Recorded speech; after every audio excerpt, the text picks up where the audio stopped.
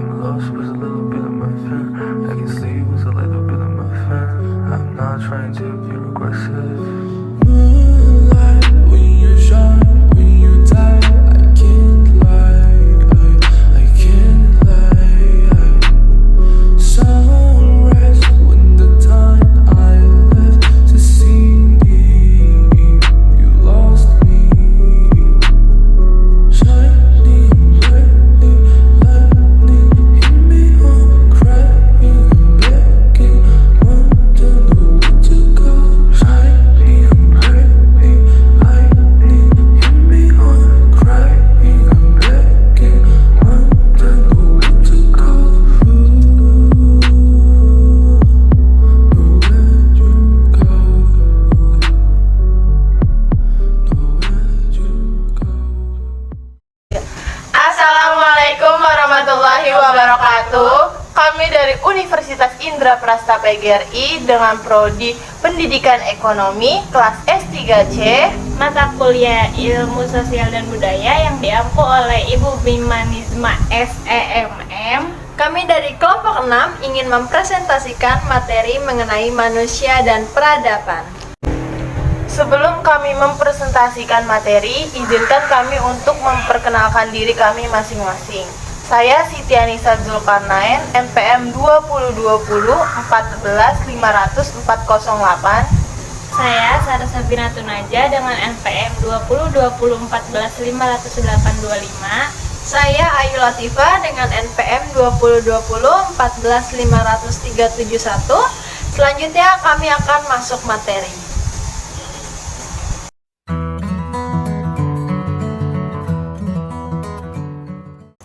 Saya Sarah Sabina Tunaja akan menjelaskan poin A, hakikat peradaban. Antara manusia dan peradaban sangat erat hubungannya karena keduanya saling mendukung dalam menciptakan suatu kehidupan sesuai kodratnya. Peradaban timbul karena manusia yang menciptakannya. Masyarakat yang beradab diartikan sebagai masyarakat yang mempunyai sopan santun dan budi pekerti yang luhur. Makna hakiki manusia beradab digambarkan dengan ketenangan, kenyamanan, ketentraman, dan kedamaian.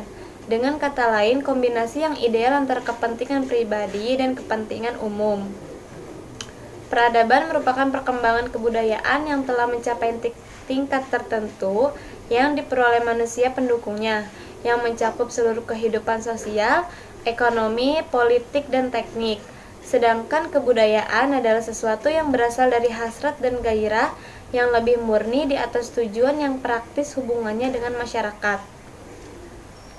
Jadi, peradaban merupakan tahapan tertentu dari kebudayaan masyarakat tertentu yang telah mencapai kebudayaan tertentu, yang mencapai kemajuan tertentu yang dicirikan oleh tingkat pengetahuan, teknologi, dan seni yang telah maju. Masyarakat tersebut dapat dikatakan telah mengalami proses perubahan sosial signifikan sehingga taraf kehidupannya makin kompleks. Manusia sebagai makhluk beradab dan masyarakat adab tentunya mempunyai tanggung jawab dalam melangsungkan hidupnya. Manusia yang bertanggung jawab adalah manusia yang bertindak baik menurut norma umum. Makna hakiki manusia beradab adalah manusia senantiasa menjunjung tinggi aturan-aturan, norma-norma, adat istiadat, dan wejangan atau nilai-nilai kehidupan yang ada di masyarakat yang diwujudkan ketaatan pada berbagai pranata sosial dan aturan sosial. Sehingga tercipta kehidupan di masyarakat yang tenang, nyaman, tentram, dan damai. Konsep masyarakat adab adalah kombinasi yang ideal antara kepentingan pribadi dan kepentingan umum.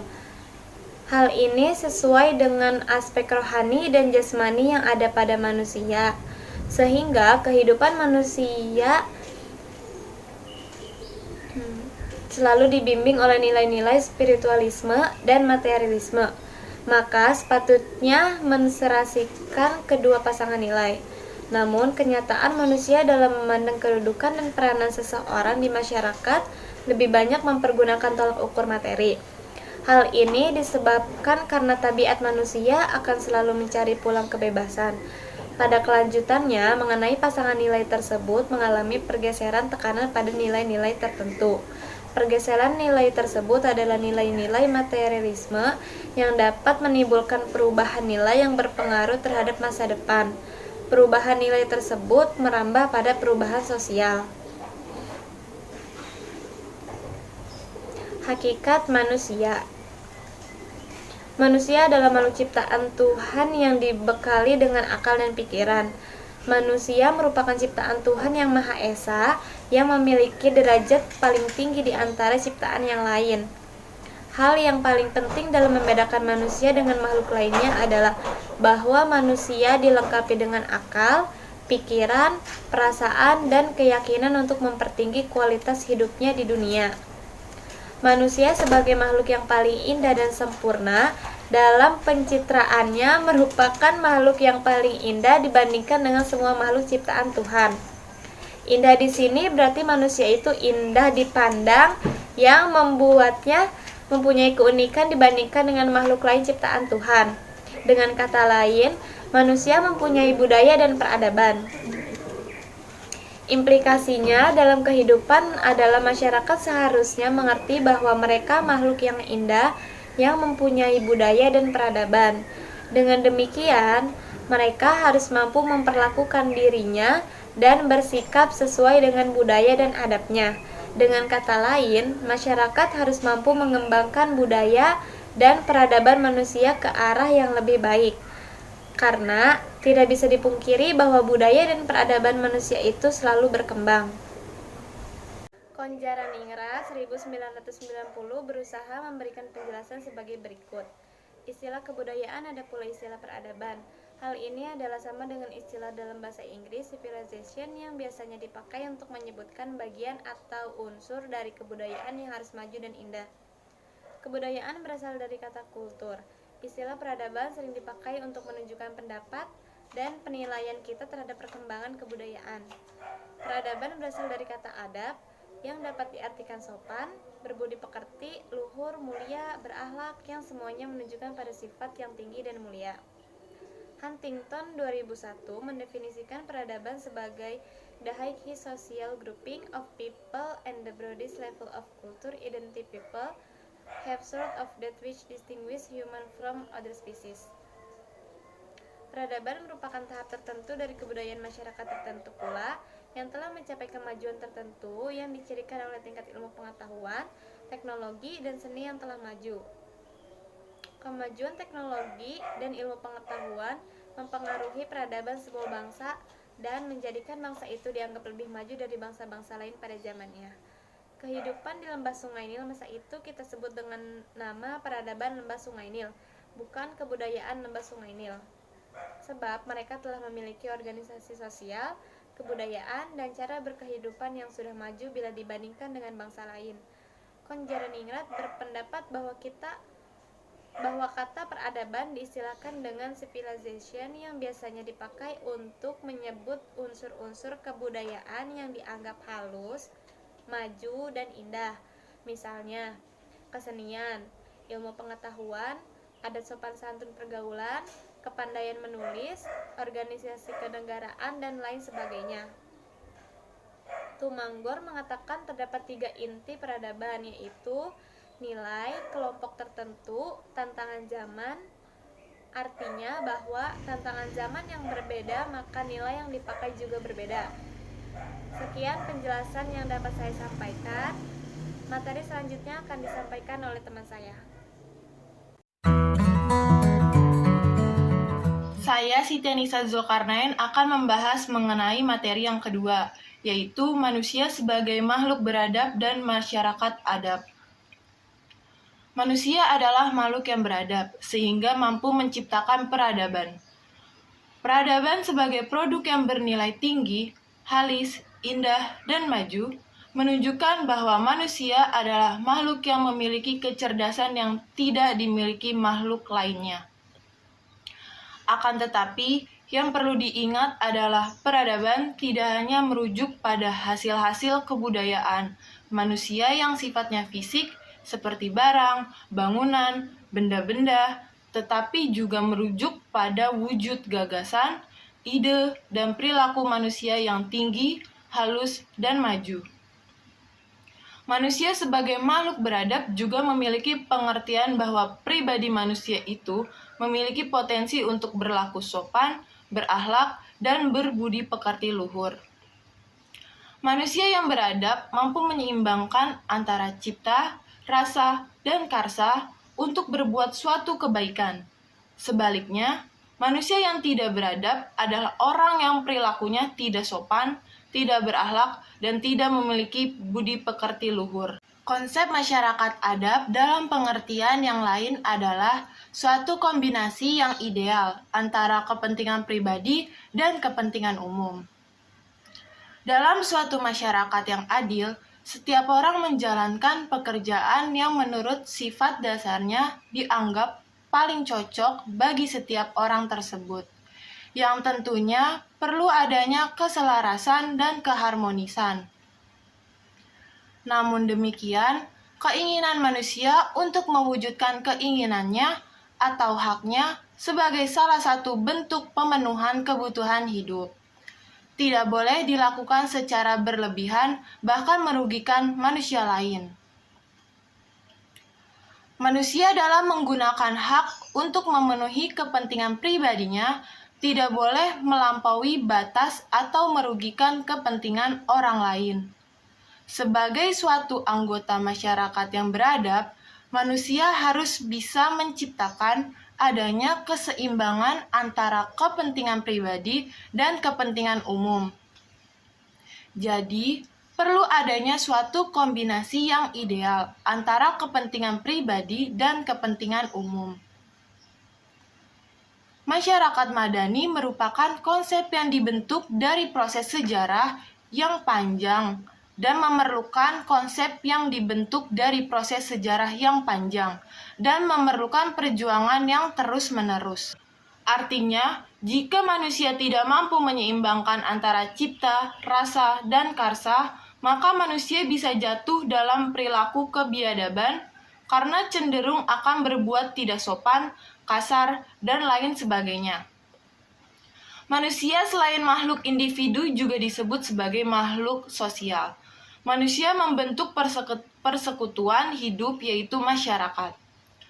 Manusia beradab pasti berkeinginan untuk membentuk masyarakat beradab, yang sekarang populer disebut dengan masyarakat madani atau masyarakat sipil atau civil society atau masyarakat yang beradab. Artinya, masyarakat beradab adalah individu yang selalu mentaati seluruh aturan atau norma yang ada sehingga tercipta masyarakat yang adil, makmur, tentram, dan teratur. Masyarakat adab pada dasarnya merupakan keinginan yang tulus dari manusia sebagai makhluk beradab. Di Indonesia, masyarakat beradab populer disebut dengan masyarakat madani.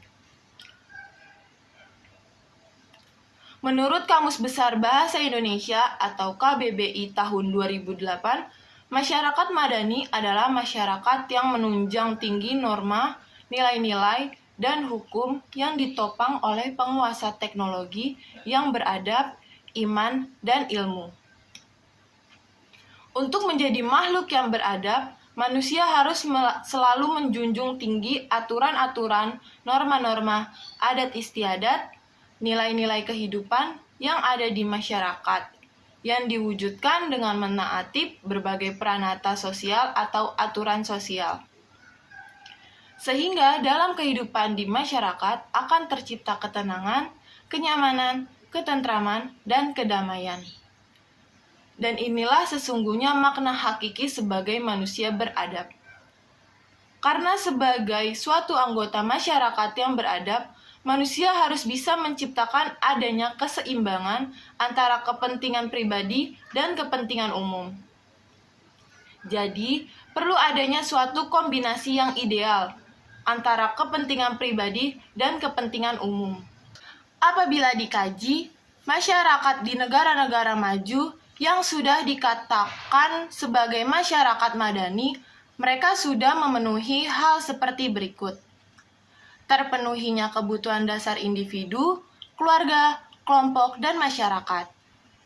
Perkembangan modal manusia atau human capital yang kondusif bagi terbentuknya kemampuan melaksanakan tugas-tugas kehidupan dan terjalinnya kepercayaan dan relasi sosial antar kelompok.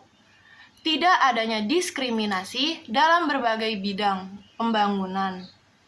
Adanya hak, kemampuan, dan kesempatan bagi masyarakat serta lembaga-lembaga swadaya untuk terlibat dalam berbagai forum di mana isu-isu kepentingan bersama kewajiban publik dapat dikembangkan.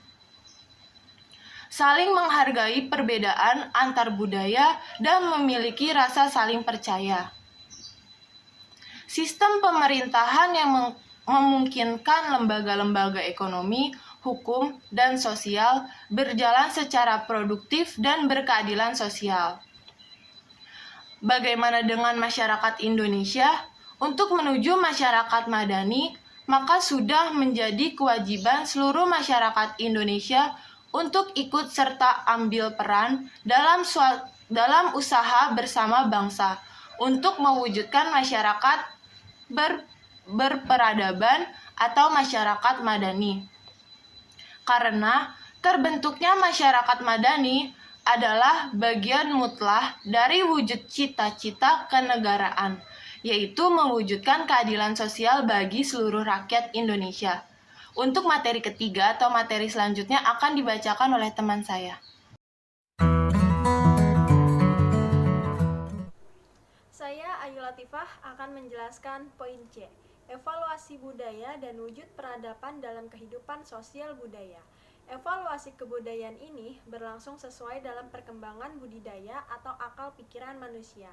Dalam menghadapi tantangan hidup dari waktu ke waktu, proses evaluasi untuk tiap kelompok masyarakat di berbagai tempat berbeda-beda, tergantung pada tantangan, lingkungan, dan kemampuan intelektual manusianya untuk mengantisipasi tantangan tadi.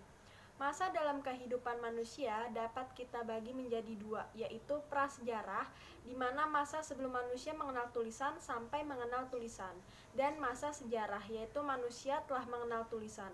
Data-data tentang masa prasejarah diambil dari sisa-sisa atau bukti-bukti yang digali diinterpretasi. Masa sejarah termuda ketika adanya catatan tertulis untuk dijadikan bahasa rujukan. Penciptaan tulisan ini merupakan satu penemuan revolusioner yang jenius, bermula dari penciptaan properti dan lukisan, seperti objek, seperti kambing, seperti lembu, seperti wadah, dan juga yang terakhir adalah ukuran barang. Diikuti dengan indikasi angka, kemudian diikuti dengan simbol yang mengindikasikan transaksi, nama, dan alamat yang bersangkutan. Selanjutnya, simbol untuk fenomena harian, hubungan antara mereka, dan akhirnya intisari seperti warna, bentuk, dan konsep hasil dari akal manusia. Seperti itu. Ada dua produk revolusioner hasil dari akal manusia dalam zaman prasejarah, yaitu penemuan roda untuk transportasi dan yang kedua adalah bahasa. Mengenai masa prasejarah ini, ada dua pendekatan untuk membagi zaman prasejarah, yaitu ada pendekatan berdasarkan hasil teknologi dan yang kedua adalah pendekatan berdasarkan model sosial ekonomi atau mata pencarian hidup. Manusia berkembang dari homo menjadi human karena kebudayaan dan peradaban yang diciptakan.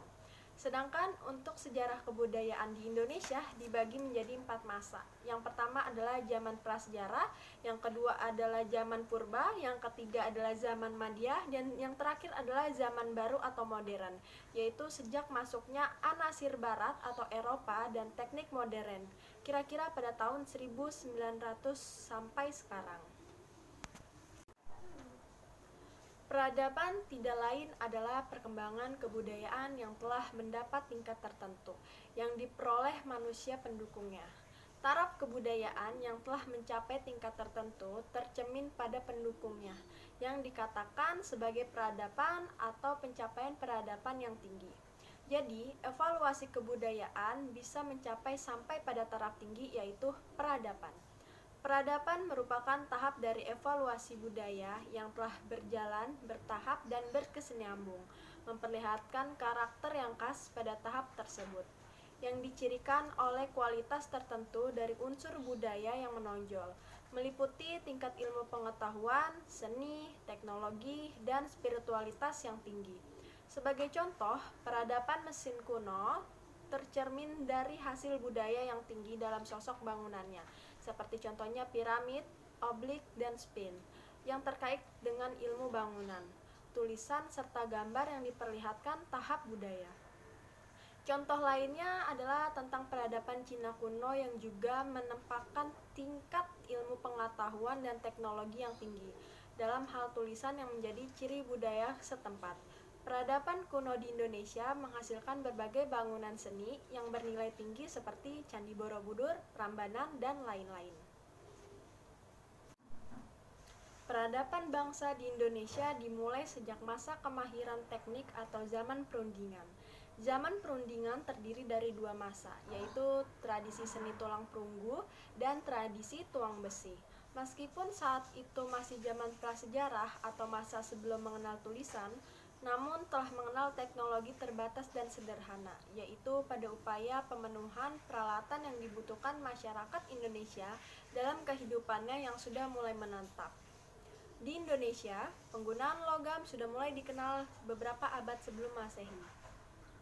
Mereka menggunakan peralatan dari logam seperti peralatan untuk berburu, bercocok tanam, peralatan rumah tangga, dan lain-lain. Tetapi tidak semua masyarakat dapat membuat peralatan itu. Membuat peralatan dari logam membutuhkan keahlian. Orang yang ahli membuat peralatan logam disebut undagi. Tempat pembuatannya disebut perundagayan. Beberapa contoh alat dari perunggu adalah kayak seperti corak, nekara, bejana perunggu. Alat-alat itu ditemukan di berbagai daerah di Indonesia. Peradaban bangsa Indonesia semakin maju dan berkembang. Setelah datangnya pengaruh Hindu dan Buddha di Indonesia, berpengaruh tulisan dari budaya Hindu dan Buddha membawa dampak besar bagi peradaban Indonesia, yaitu memasuki masa sejarah atau masa mengenal bahasa dan tulisan. Salah satu hasil budaya tulis di Indonesia adalah prasasti.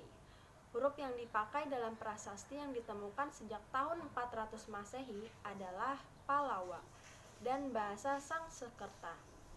Kemampuan baca tulis masyarakat Indonesia ini lama-kelamaan berpengaruh dalam bidang kesusastraan, yaitu munculnya banyak kitab-kitab kuno ini dapat ditelusuri peradaban dalam bangsa Indonesia, terutama dalam masa kerajaan. Peradaban bangsa semakin berkembang dengan masuknya pengaruh Islam dan masuknya pengaruh Islam lainnya yang masuk ke dalam peradaban bangsa bahasa Eropa, termasuk pengaruh agama Kristen Katolik, dan lain-lain.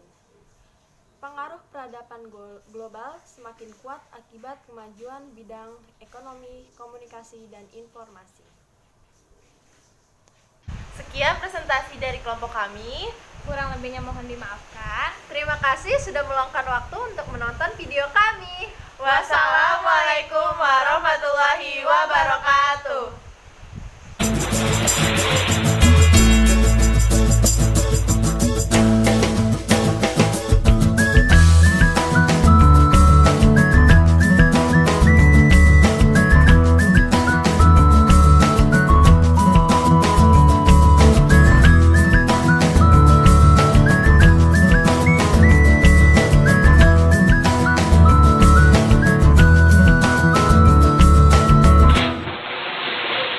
这一次我真的睡着了。